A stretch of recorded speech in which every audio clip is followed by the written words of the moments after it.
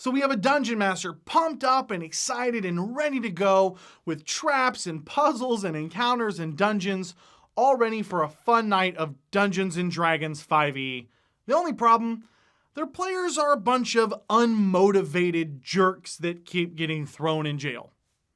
That's what we're talking about today. So, I hope you guys are ready.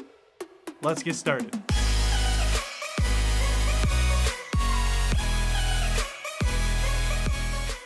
Welcome, adventurers. What's going on, guys? My name is Cody. This is Taking 20, a channel about all things role-playing games. And today we are back with a call for aid as we have a question from Tanner. I saw your latest video in response to a question another player had, and I was wondering if people have the same problems with their players as I do.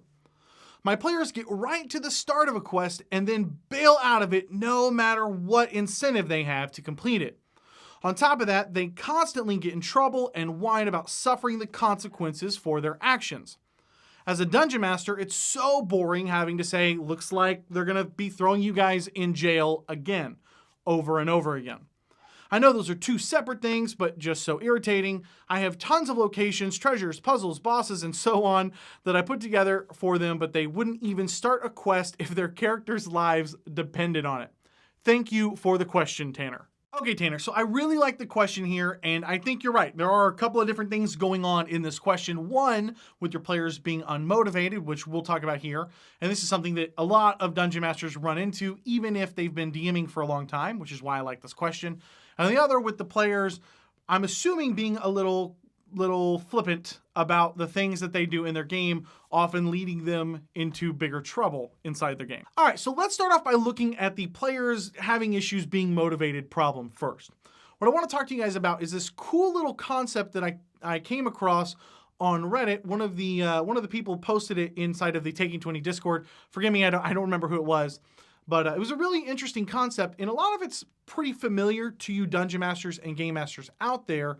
That it's nothing really groundbreaking, but it is an interesting way of quantifying your character's backgrounds and putting a mathematical number behind it. And I also really like the psychology behind it. So in essence, what it is that your players, they need to come up with a set of knives for you as the Dungeon Master or Game Master. And these are basically tools that you can use and that you kind of have this agreement with your players that if I use any of these knives, that's a way for you to raise the stakes for them and to get their character more interested and involved inside of a particular story or inside of a particular plot. So we all know that the easiest way to motivate a player or get a player to buy into your story is just to use part of their background. But what I like about this approach is that it's much more concreted for you and your players. So I'm going to put a link to the Reddit post down in the description. Share this with your players. And these are basically, you get these different points for a character in your background, a family, somebody you care about, a secret that your character has, an enemy that your character has. It's whatever. It's a short little list. And tell your players, hey, come up with 7, 8 knives that you can hand me.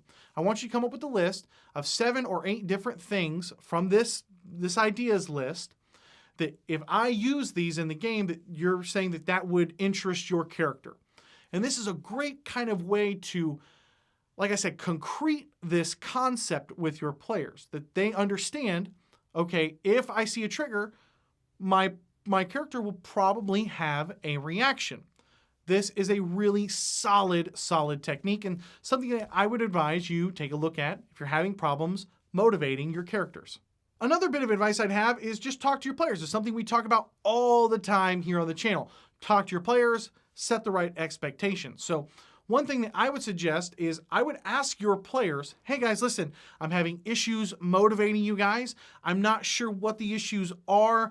I feel like I've got a bunch of really fun adventures for us to go on, and your characters aren't really interested in going along with them. So what can I do as a dungeon master or as a game master to get your characters more involved? Again, what I really like about this approach is you're kind of putting back onto them. This is something that's not necessarily wrong with you. You're adaptable. You're willing to work with them, but they need to meet you halfway. So I really, really like this approach. Another thing is consider whether your campaign is right not just for your characters, but also your players. A lot of times, dungeon masters and game masters get really, really excited about this amazing adventure and this great campaign, and it's going to end in this spectacular finale. And they don't really talk to their players about what type of D&D game they want to play. Do you want to play in a pirate game? Well, maybe, maybe not. Maybe what they really want is an Underdark campaign filled with beholders. Make sure that you're asking them that and to find out the root of what is causing this issue where no matter what adventure or plot hook you're putting in front of them, they're not interested.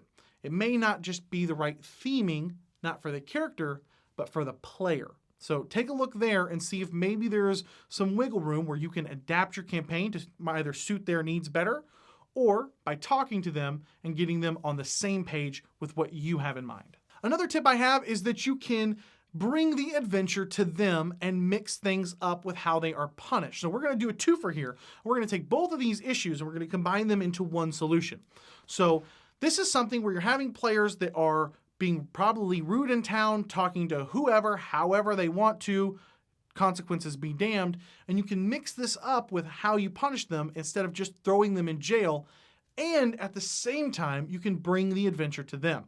So consider this. Your players get ready to be thrown in jail again. Well, this time after they've been thrown in jail, the town decides, you know what?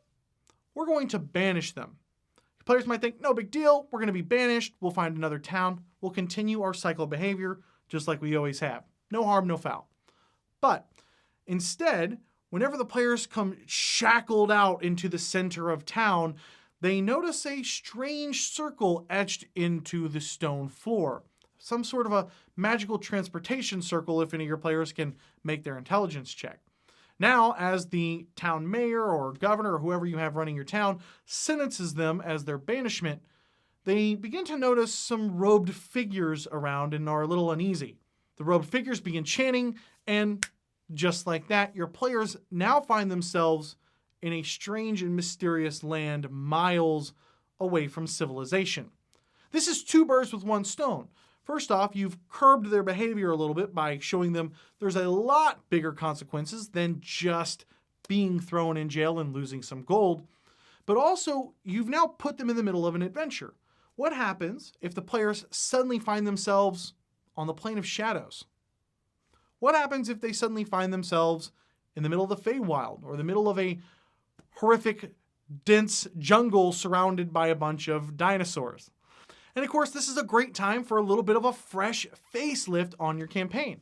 Maybe after talking to your players, they said, you know what, we do want to go track down beholders and we're not interested in this pirate campaign. Well, maybe they find themselves in the middle of an Underdark with several stoned drow positioned nearby. Now you've completely involved them into the campaign, you've involved them into the adventure, you've brought the adventure to them, and you've changed it to the type of campaign that they may well be interested in. And another way to bring the adventure to your players while also mixing up your punishments to kind of give your campaign a facelift is to take something away from them. This is something that I did in a campaign that I absolutely loved, and I loved the effect it had on the campaign and on the players and on the characters inside the campaign. In short, I had a very, very similar issue as to what you're talking about here, where I had players who were very flippant about how they acted. They didn't care for the law or who was in charge of these towns, even though they were vastly outnumbered and could easily be arrested. They felt invincible. They just didn't really care. They acted and did whatever they wanted. Consequences be damned. So it just so happens they bumped heads with the law again, and when they got arrested, they decided to retaliate against the town of Goldenfields by burning it down. If you guys don't know what Goldenfields is, it's basically a center where a lot of the crops are grown for the entire Sword Coast.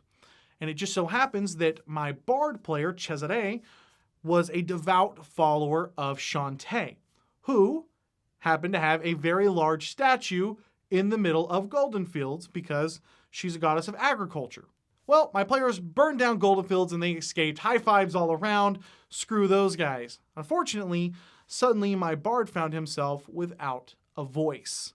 So I basically decided to treat him like a paladin and have a goddess that he follows punish him. If you're a devout follower of Shantae, the goddess of agriculture, and you burn down a huge city dedicated to making crops to feed everybody, yeah, you're absolutely right that they are going to have an issue with that. And I had a lot of fun bringing the adventure to them. It created a fun little side plot for them, and it also taught my player a little bit, who was a newer player, that yes, there are consequences in this world that depend on how you behave and how you treat the people and things and world around you. And we had a lot of fun with him not having a voice and then going around planting these golden apple seeds on these big hilltops and then getting his voice back, but his words were all jumbled and then he couldn't sing. And it showed this nice little sense of progression that as he behaved better and as he atoned for his sins, he began to get his voice back and begin to behave more normally. It didn't last more than 2 or 3 sessions before he was completely back. And it was a big turning point, I think, for my game and how my players behaved in this particular campaign. And my final bit of advice, I really want you to take with a big grain of salt, because I'm going to tell you guys something that I don't particularly care for, but who knows, it might help you and your game with this particular situation. And that is to maybe consider and ask your group if they might be more interested in running an evil campaign. Now, again, I don't care for evil campaigns. I think they're boring. I've played in evil campaigns. Being evil just for the sake of being evil, it just wasn't my cup of tea. I just thought it was really, really boring. But maybe if you have the right group and you have the right players and they all kind of are gravitating towards a certain type of carefree, do what we want behavior, maybe they might be interested in a more evil campaign. And this is something that might be more geared towards the players rather than the individual characters themselves. So be sure to be very frank with how you're talking to the players of, hey guys, listen, I'm having issues motivating you guys. I see that you guys are acting like this. Are you guys maybe interested in being running a more evil game, running an actual evil campaign?